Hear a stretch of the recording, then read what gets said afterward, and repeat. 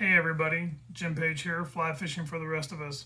So in this video, we're going to talk about fly lines. We talked about what's your first rod, what's your first reel, your second rod, your second reel.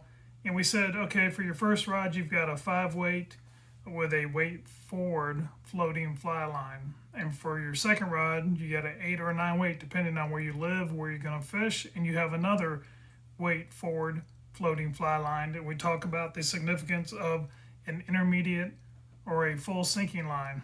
So I just want to talk about fly lines specifically and my thoughts about it and what I use and what not to use. Things that I've used that didn't work out as well as I thought they would. So on my desk here, 1, 2, 3, 4, 5, 6, 7, 8, 9, 10, 11, 12, 13, 14. I've got 15 fly lines laid out on my desk here. I'll give you a pan view in a minute. But there's all kinds of fly lines. There's warm water fly lines, there's cold water fly lines, there's saltwater fly lines, there's freshwater fly lines, there's fly lines that are made for bonefish and bass and redfish, and generic saltwater and generic freshwater, and full sink and intermediate sink, and weight forward intermediate where part of the line floats and part of it sinks, and floating sinking lines that have floating parts to them. There's more fly lines than you can shake a stick at, and it's probably pretty confusing because just within weight forward, the weight forward series, you could have cold water, you could have warm water, you could have fresh water, you could have bass, you could have muskie, you could have, or species specific, smallmouth, carp, trout. So it's a little out of control if you think about it. Why do we need so many lines? 50 years ago, 70 years ago, they didn't have this many lines.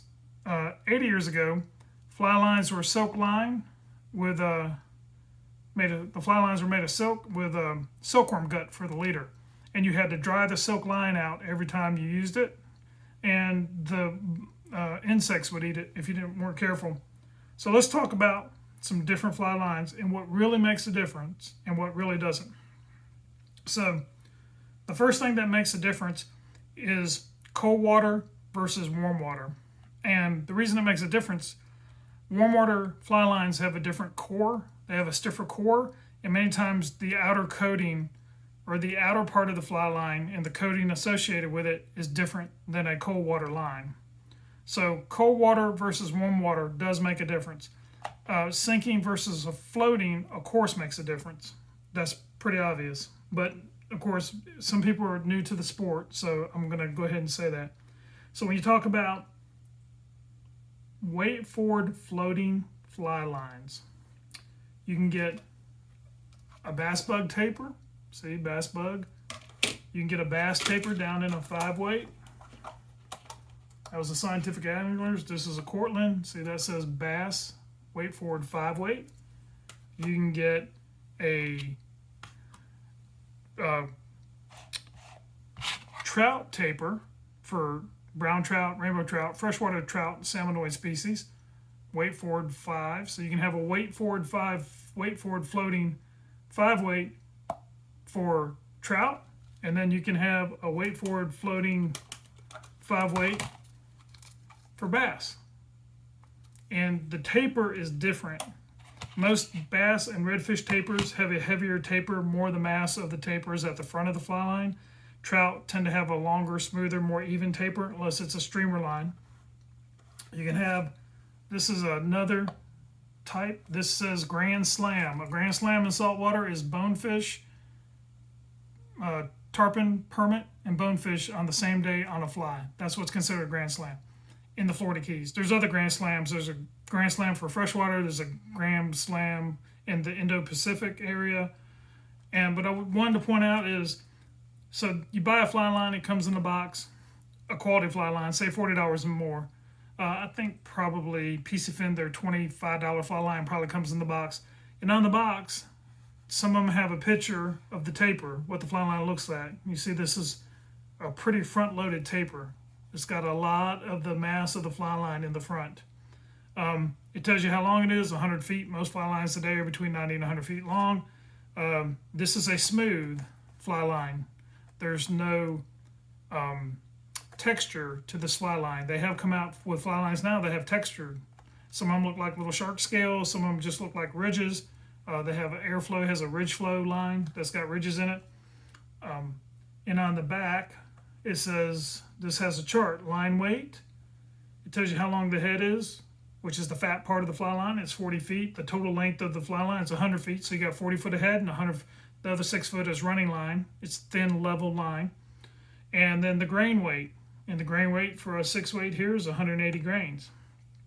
We'll talk about grain rates in a minute. I am going to talk about that. It is kind of important.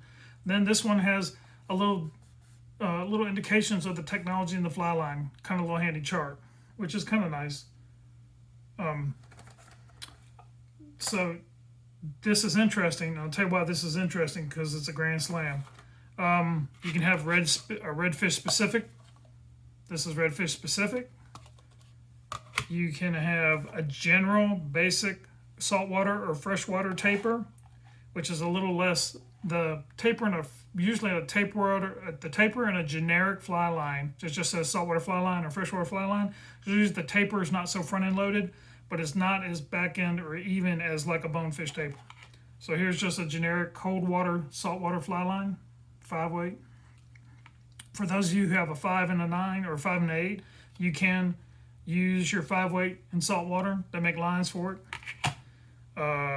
Let's see, let me give you another example. Here's a 9 weight bonefish line. You notice that it's still on the spool. I've never taken the tie wraps off, and I'll tell you why in a minute. Now here's a cold water line. This is a cold water winter redfish line. The core is different. This core and this line will be much stiffer. Sorry, put it in front of my face again. Will be much stiffer than the core and the fly line in this cold water saltwater line. Okay? The core material in this is different than the core material in this cold water line. The cold water line will be much softer. If you take a cold water line to the Florida Keys or Louisiana, well, anywhere in Florida, Louisiana, Texas, Mississippi, Georgia, South Carolina, if you take a cold water line between middle of April and middle of October, you will not be happy with the performance. It will get really, really limp. It won't cast well. It's just not designed for those hot temperatures. This is a cold water line. This is a cold water line. They're both cold water lines. Sorry. So this cold water line versus this is a redfish warm water line. The warm water line has a stiffer core. You can take a warm water line to the Bahamas, to the Keys, to Louisiana, Texas, anywhere along the Gulf Coast, anywhere up the East Coast of the United States, say up to middle North Carolina, bottom of Virginia.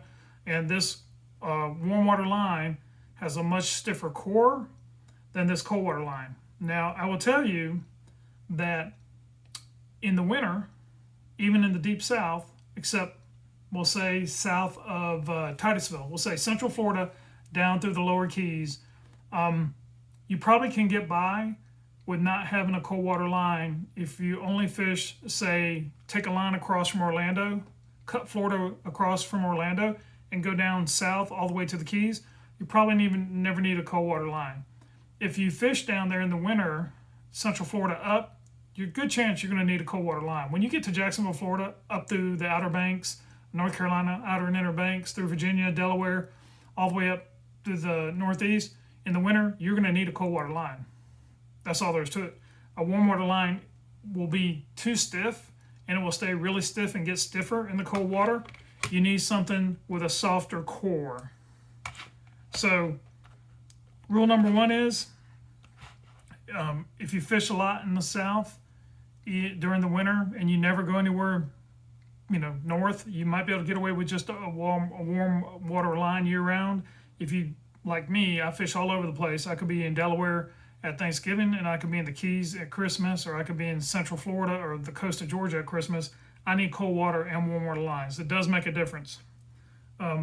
So kind of a rule of thumb that I've developed, if the air temp and the water temp is below 75 degrees, that's air temp and water temp is below 75 degrees, I'm probably going to have a cold water line.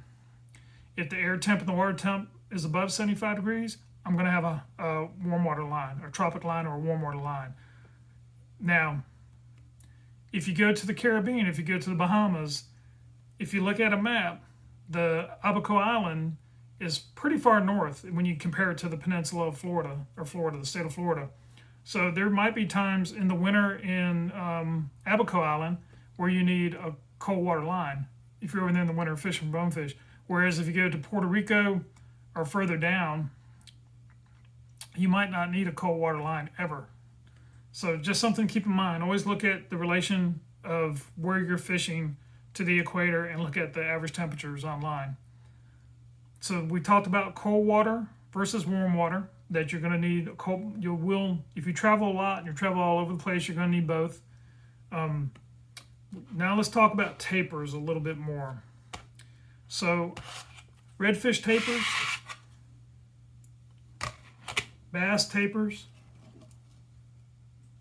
usually have more of the mass of the fly line at the front end of the fly line, which helps turn over a bigger fly.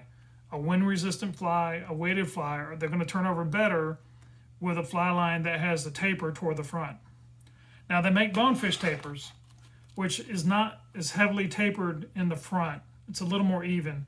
And it's really made to aerialize more of the taper in the air and made for a more delicate presentation. I'm not sold on the need for one of these when you first start fly fishing.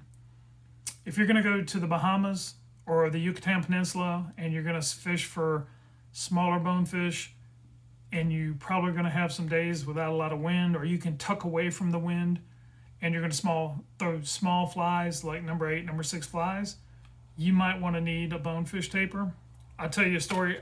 My wife and I decided that we were going to go on vacation to the Keys for a week, and that's when I traveled a lot with one of my previous jobs. So I had to line up with my customer that I was going to be off that week. We had to line up our boarding, the kennel that boards our 2 dogs. We had to line up the kennel to keep our dogs that week. And of course, my wife had to line up her schedule at work to be off that week. So that week I didn't travel for work, and it took a lot of coordination to book that week.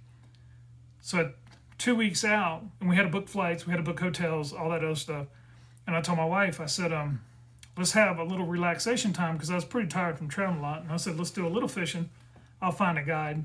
And the guide we usually use down there was out of the country in Costa Rica. So he recommended us to another guide, which worked out really well because the other guide had a bigger, more stable flats boat. So 2 weeks out, there was a tropical storm that started to develop around Cuba. And they had projected that it would stay a tropical storm. It was going to slide north of Key West. It wasn't going to be that bad. Winds weren't going to be over 40, 45 miles an hour. It was not going to turn into a hurricane. It was going to be manageable. So my wife and I discussed it and said, do we want to cancel the trip? I said, well, if we cancel the trip, I probably won't be able to line up any more time off with my client until Christmas. And we really didn't want to wait this long. This was in the September timeframe. I said, let's go ahead and go. I said, I'll take 1 9 weight. And if we get to fish, we get to fish. And if we're dodging clouds the whole time, we'll do that. There's a lot to do on Key West besides fish. And I said, we'll just play tourist a little bit. We'll go to the little beach on Key West. We'll go look at the Hemingway House. We'll just do different things if the weather turns on us and we can't fish. So I called the guide and I said, look, we'll be in the Key Largo these days. Then we'll be in Key West these days. I said, he said, you want me to drive up and fish in Key West with you? I said, no bother. And Key Largo with you? I said, no bother. I said, then we're going to head down to Key West. And I said, there's a tropical storm. I think it's going to slide north of Key West. And the weather forecast was accurate. The tropical storm slid north of Key West and went through Isla Mirada up through Key Largo. So we had gone to Key Largo, spent a couple days there, then went on down to Key West, and we missed the storm. It went north of us by the time we got over to the Keys. But I showed up in Key West with a 9 weight fly rod and a bonefish taper. Well, I said to the guide, I said, well, what fly do you want me to use first? And because I didn't take any flies, I just took my 9 weight, my reel, and I had a bonefish on, taper on it, and a couple leaders. I don't even think I took a box of fly, or I took 1 small box of flies. I did. I took a real small box of flies. And I thought he was going to hand me a traditional bonefish fly. Well, what he handed me was a number 2 chartreuse and white clouser and said, this fly will catch big bonefish and it will catch permit. And we had a wind that was gusting between 25 and 35. And I was like, do you think we'll be able to get out of this wind? He goes, oh yeah, we can tuck around and we won't be totally out of the wind, but we won't be in the wind. But we still were casting in 5 to 20 mile an hour winds. And I can tell you that the number 2 clouser with those big eyes on that windy day on a bonefish taper was a horrible experience. As soon as he handed me that clouser and said, use this clouser, which I like clousers, they catch everything, one of my favorite flies, I was automatically wishing that I had a redfish taper on my fly rod, because a redfish taper will throw a clouser much better than a bonefish taper, especially a number 2 clouser. A bonefish taper just doesn't throw that kind of fly that well, in my opinion. And I was a pretty decent caster there. So I don't think you need a bonefish taper. Long story, I don't think you need a bonefish taper. I wouldn't buy a bonefish taper for your first fly line. I would stick, if you live in the Midwest or if you live in Colorado, for your 8 or your 9 weight, I would get a bass taper or a redfish taper. If you live on the coast or closer to the coast and you're going to saltwater fish a lot, I'd get a redfish taper. If you live in the upper Midwest, out in the West, I'd get a largemouth taper or a bass taper. And I'll tell you the difference too that you need to consider. Saltwater is denser than freshwater, as we all know. A bass taper is going to have a larger diameter, usually, it varies by manufacturer, and the little tiny micro balloons that make it float. I think they still call them micro balloons. They might call them something else now. The little mechanisms that make the fly line float, there'll be more of those in a bass taper than there will be a redfish taper. A redfish taper is made for brackish and saltwater. It can still be used in freshwater. It's probably smaller in diameter than a bass taper, depending on the manufacturer, and it has the mechanisms that use to make it float. There'll be less of them because saltwater, even brackish water, is still somewhat denser than freshwater. Can you use a redfish taper in freshwater? Yes. Can you use a bass taper in saltwater? Yes. Would I use a bonefish taper in freshwater? Probably not. Bonefish live in a higher salinity overall, so a bonefish taper fly line doesn't have to be as large in diameter, which helps if you're throwing small flies in shallow water to spooky fish, and you don't need as many floating mechanisms in it because saltwater, especially the saltwater that bonefish live in, is usually very salty and is dense. So you just don't need a big, large, round fly line. The larger in diameter the weight forward or floating fly line is, the more it's impacted by the wind. So the wind will catch a weight forward floating fly line and push it around like a sail. You can use that to your advantage when you cast. If the wind's to your back, you bring your back cast down low, you bring your forward cast up high, the wind grabs your floating fly line, shoots it out much further for you. If the wind's in your face, you bring your back cast up high, you bring your forward cast down low. If the wind's coming onto your casting shoulder, you can turn around to a back cast. You can also bring your head up over do a loop, more of a Belgium cast, where you loop your cast more and bring your hand over your head just to keep that fly line from getting blown into your face. Put in a hook into the back of your head, your face, your butt, your back is not that great of an experience. So remember that when you're using a weight forward fly line, that wind impacts them more. So the other type of fly line, which sinks, there's many different types. There is a clear intermediate, full intermediate, where the whole fly line is clear. And that would be something like this Coastal Quick Shooter. It says weight forward 8I, intermediate. So even though this has got a little purple color in it, it's really the same. This is in the running line. This is not in the head of the line, the front part of the line. You'll see on the inside of this spool that the front part of the line is clear. This is probably purple injected into the same core and the same monofilament material. So if they didn't inject purple in this, it would be clear the whole way through. I kind of like having the running line a different color in this Rio model. I kind of like the way they made the running line a different color than the head being clear. It kind of lets you know where the head ends and the running line begins. So it's kind of helpful. This intermediate line, what I like about the intermediate lines is they sink at a uniform rate. They don't sink as fast. They don't have hinges. And if you're fishing the surf, they get your fly line below the surf. So if you're using the floating line, when the waves come in, your line's like this and you lose contact with the fly. Now there's all types of different full sinking lines. This is an intermediate with two different types sinking. This is a Scientific Anglers. It says Titan, Intermediate, S3, S5. So the very tip of this line, which it's hard to see, but it has three colors. This line is actually three colors. The S5, which is a faster sink rate, is one color. The S3, which is between the S5 and the running line, part of the head, is a different color. It sinks not as fast. And then the back is an intermediate, and it's a different color. The one thing about full sinking lines, if you're fishing from shore, if you have a full sinking line, unless you have a steep angle on the shore, if you have a gradual angle that you're fishing with a full sinking line, that thing's down, boom, on the bottom. Which being on the bottom is good, but too much on the bottom, when the whole fly line's on the bottom, it can be hard to pick up and cast again. So these type lines that have multiple sink rates are kind of nice because the end will sink fast, but the upper parts that are closer to you won't sink as fast. So if you're on a gradual sloped bottom, you don't have the problem. Now, if you're in a boat or if you're in the bottom where it drops right off, then a full sinking line is not a big deal. If I was just going to buy one line that sinks, I would get a full intermediate sinking line. And they make these in warm water and cold water. Full sink, warm water and cold water.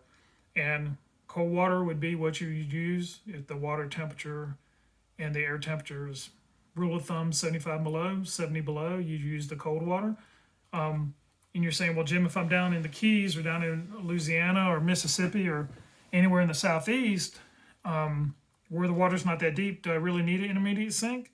At the beginning, you might not, but in the Keys and South Florida and the coast of Georgia and some part of the coast of South Carolina, in the Keys, you'll have deep channels, and that goes all the way from the Keys over to, say, Naples, and all the way up to Tampa. Let's say all the way up to Tampa. You'll have deep channels between the flats, and big jacks, big reds, big sharks, different kind of fish will swim those deep channels between the flats. When the water tide starts going out, a lot of those bigger fish get off the flats and get into that deep water waiting for the tide to come back.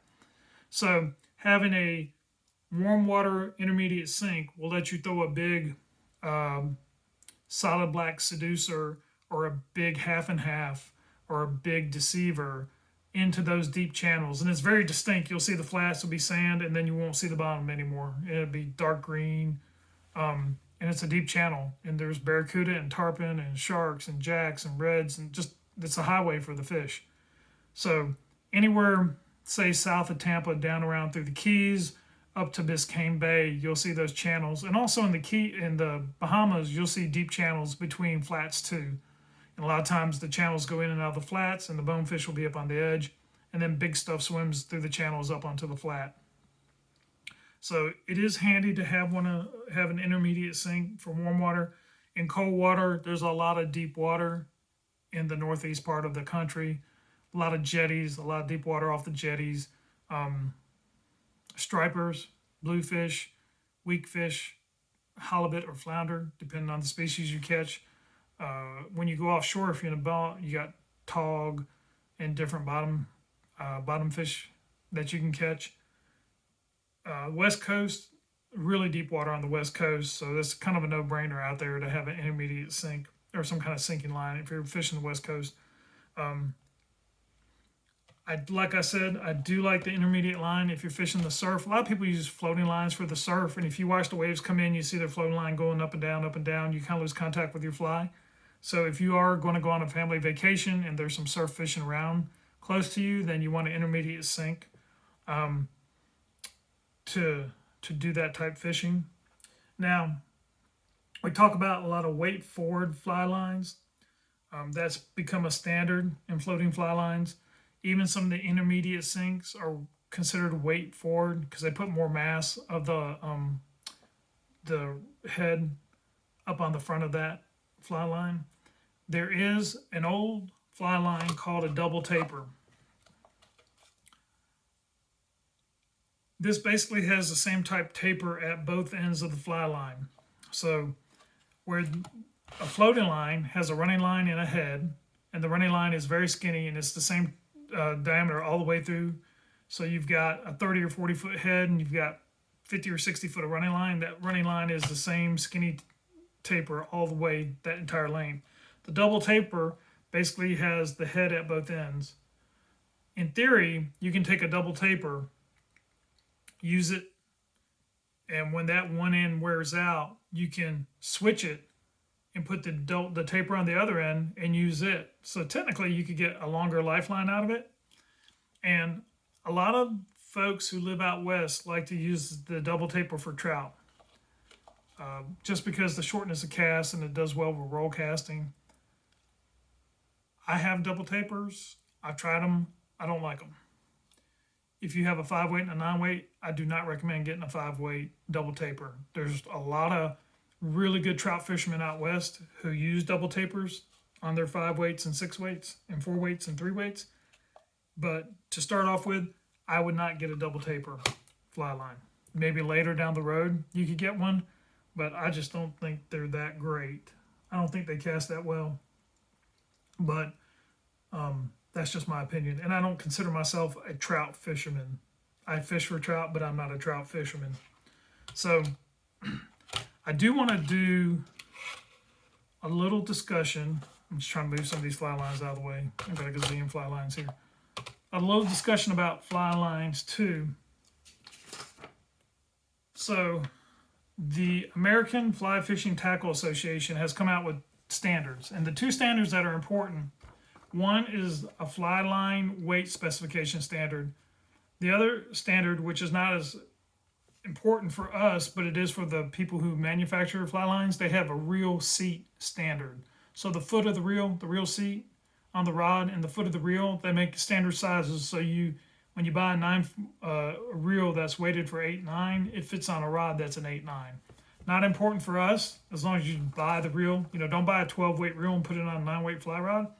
But one thing that is important for us to think about, what they have done is they've made a chart, and you can get it on their website. Some of the fly shops on their websites, they have a chart, and it's a very helpful chart because it says for for whatever weight fly rod, it could be a 1-weight to a 15-weight. And I can tell you right now, I think Sage makes a 0, 0, a 0, and a 1, and they also make a 16-weight. So there are some rods that don't fall in the 1-weight to the 15-weight. What they say is for, say, your 9-weight rod, the taper, the front end, it gives you the weight in grains or the weight in grams. So if you buy a 9-weight fly line, the least amount in grain weight would be 230. Your target grain weight for your fly line would be 240. The high end would be 250. It's right here in this chart. This is a helpful chart, and I'll tell you why. Remember on the back of the Grand Slam box? It said line weight, weight forward 6 floating, head length 40 feet, total length 100 feet, grain weight 180 grain. So this Grand Slam fly line, now this is weight 7 forward, so let's look at the weight 7 forward. This weight forward 7 fly line has a head length of 40 feet, a total length of 100 feet, so that means 60 foot of that fly line is the running line, that one continuous smooth, same taper fly line. And then the grain weight is 205 grams, okay? So if you go to their chart, 7-weight, 205 grain. I'm sorry, 205 grain. I think I said gram. So 205 grain. So here's the interesting thing. So according to the standard, which is for the first 30 feet of the fly line minus the level tip, which is the very end, for a 7 weight in grains, 177 is the low end, 185 is the target, and 193 is the high end. That's what the grain weight of a 7 weight fly line should be for a 7 weight fly rod. Now let's go back here to the Grand Slam. The grain weight for this is 205. Okay, 7 weight, high end 193.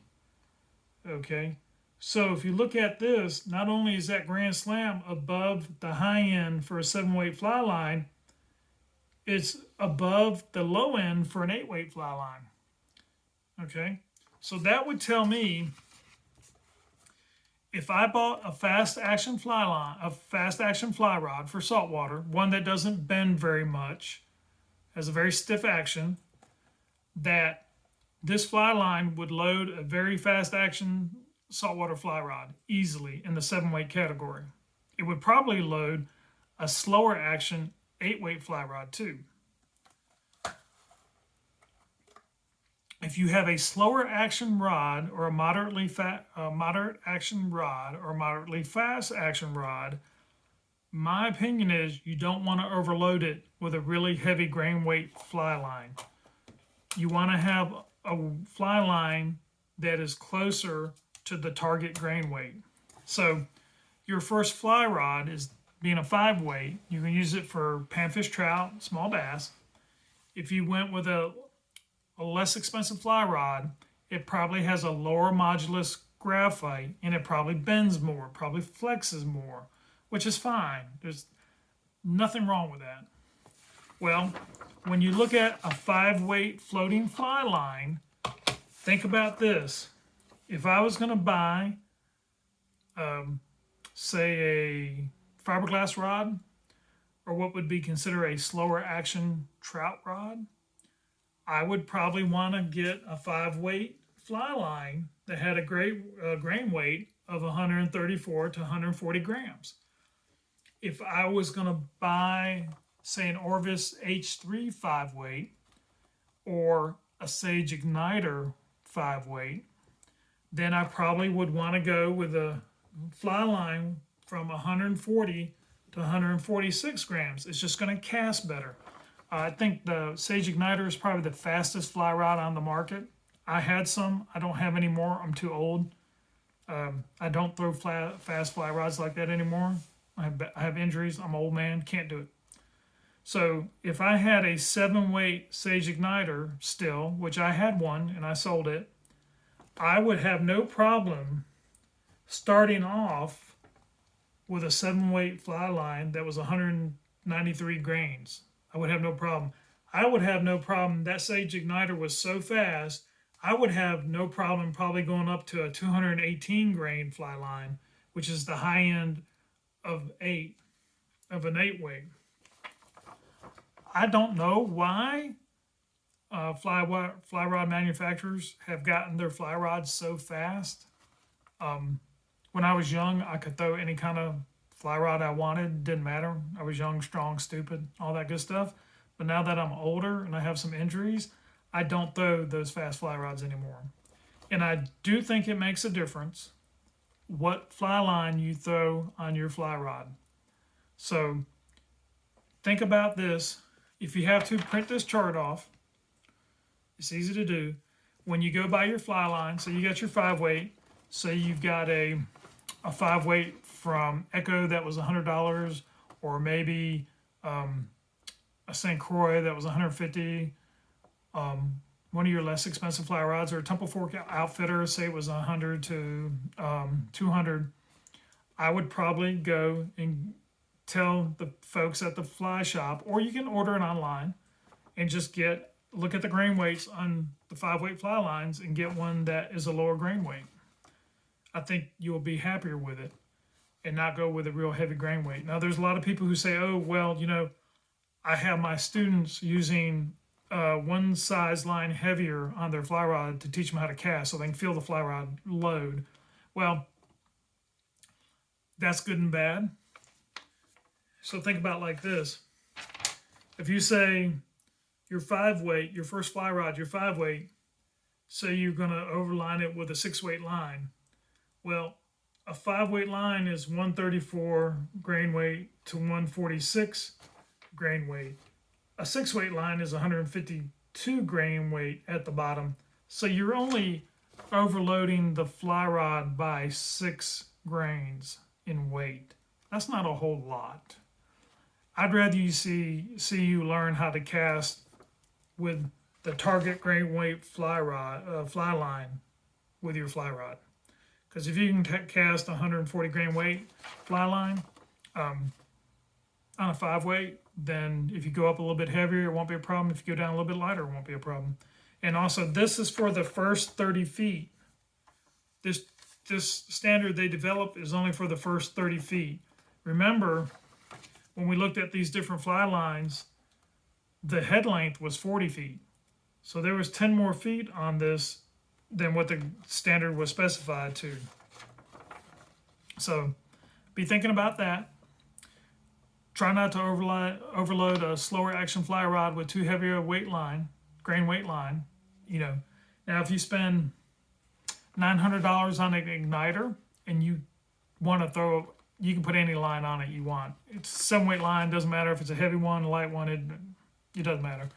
On a really, really fast fly rod, if you get a light line on it, it's not going to load till you have more line out versus a heavier line on it.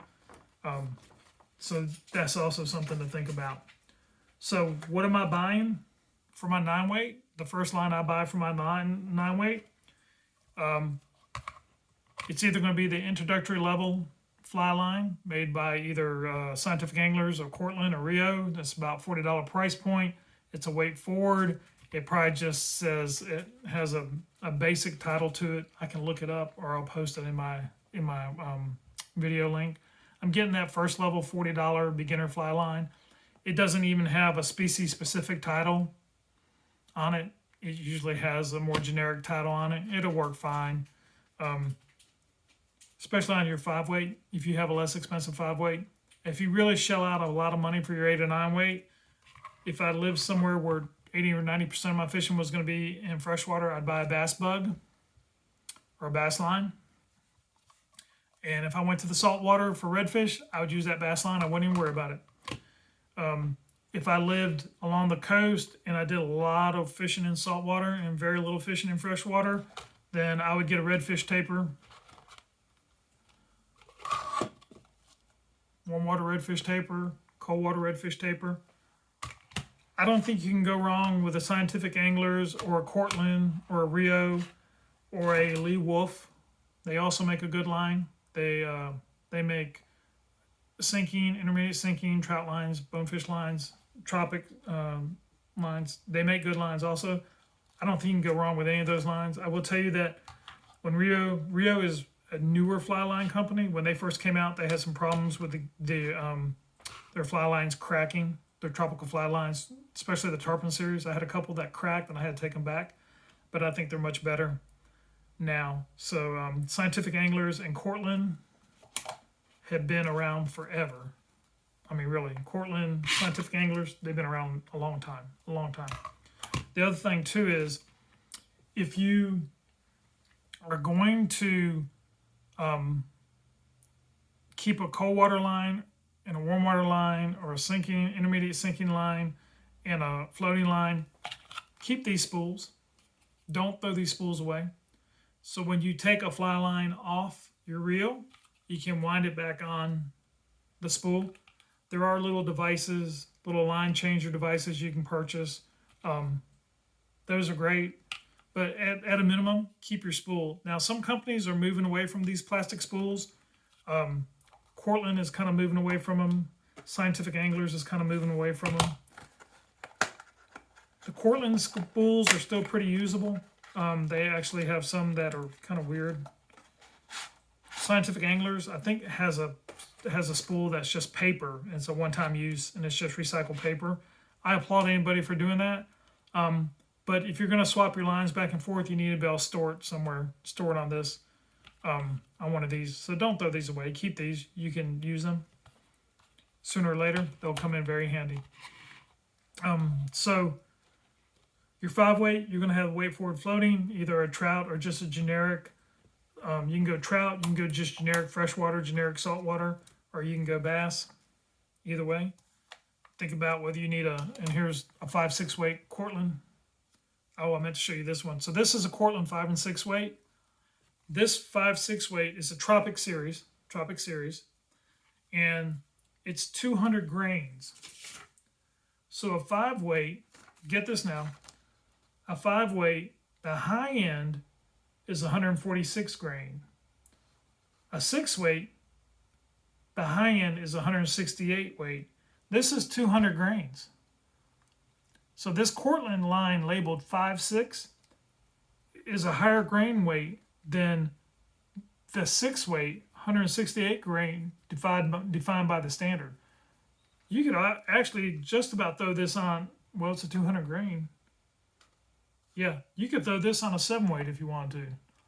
But a lot of folks in South Florida are using this 5-6 tropic on their 5 weights to catch baby tarpon, peacock bass, mine cichlids, Oscars, bass. So that's an example of a 200 grain line is much heavier than what a 5-6 weight is meant to throw.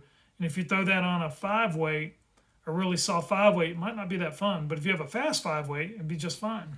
So keep that in mind. So you've got a 5 weight floating, and if you live out west where you're trout fishing, you get a trout line. If you live in the Midwest where you'll be doing bass, smallmouth, largemouth bass, smallmouth bass, maybe some trout fishing, maybe some brim fishing, a little bit of everything, you can go with just a little bass 5 weight or a tropic series 5 weight. If you're in the deep south and you're going to be doing brim fishing, crappie fishing, small bass fishing, maybe even going over saltwater with your 5 weight for baby tarpon, maybe some peacock bass, maybe some mine cichlids. You can use like the 5-6 in the tropic series. For your 9 weight, if you got a 9 weight, I would say go with a redfish taper, not a bonefish taper. Don't even bother buying a bonefish taper. Go with a redfish taper. If you're going to be in warm and cold water, get one of each, a winter redfish and a warm water redfish. I would probably get an intermediate sinking line for your 9 weight before your 5 weight. A lot of folks in the out west who trout fish have different types of sinking lines for their 5 weights for trout fishing. But throwing streamers, big streamers out west, they do that. So if you have the 8 weight out west, you might want a floating line in a trout series or a redfish series, but then you might have a streamer line for throwing big streamers with your 8 weight. So that's all I have to tell you about fly lines. Looking at this chart is helpful. Reading the websites of the manufacturer is helpful. The boxes have information on them. Keep the spool. Keep your empty spools for swapping fly lines. Cold water and warm water make a big difference. Floating and sinking make a big difference. I like redfish or bass tapers and full intermediate sinks that are clear all the way through for fishing the surf, fishing the deep channels between flats, and fishing out of boats in the Northeast for blues and stripers. So that's all I have. Thank you for joining me on this. We're going to have some travel talks. We might have some later talks. We've gone through some flies, give you some travel hacks, and remember, keep your hooks sharp. Don't forget.